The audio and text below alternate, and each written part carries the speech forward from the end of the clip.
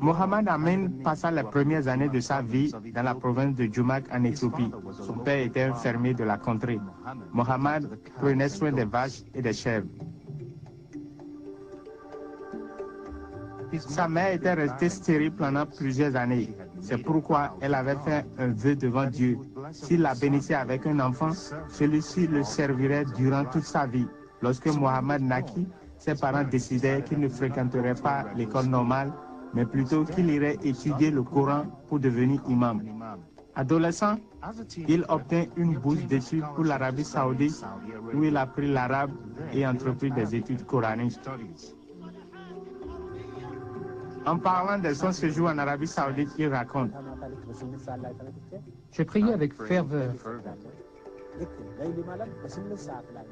Chaque jour, je me levais vers 2 heures du matin et je priais.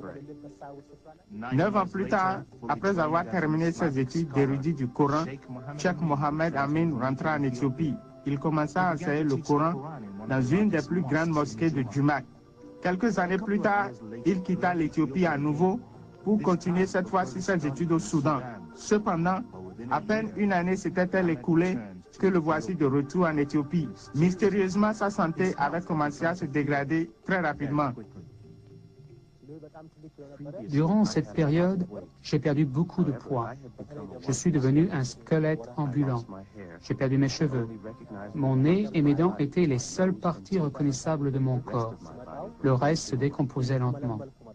Sa famille l'amena à l'hôpital, mais tous les efforts pour le guérir furent vains.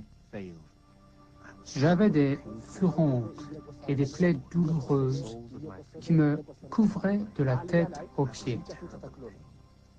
Pendant des années, Mohamed avait gardé un secret.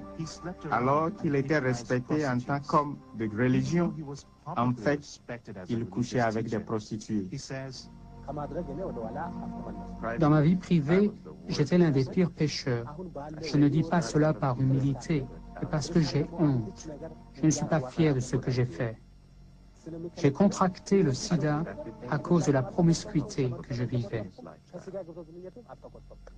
Mais c'est à ce moment-là que le miracle s'accomplit.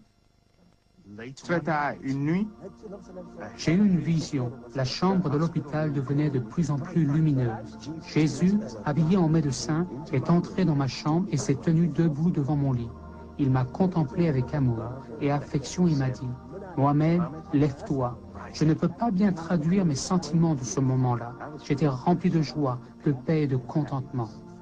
C'est à cet instant-là que Mohamed crut en sa guérison. Maintenant, je crois que Jésus est le Fils de Dieu. J'ai décidé de le suivre.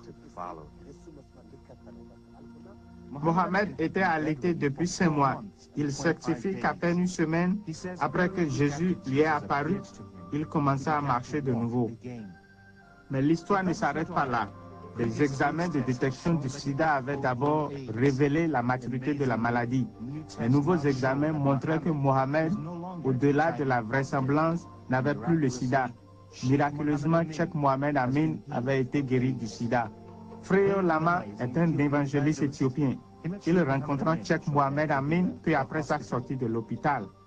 Freyo raccompagna Mohamed à la maison, lui offrit un lit et lui lava régulièrement ses plaies et ses blessures. Je sentais que le Seigneur allait faire de lui un instrument privilégié. Ce fut un acte de compassion qui changea complètement la vie de Cheikh Mohamed Amin.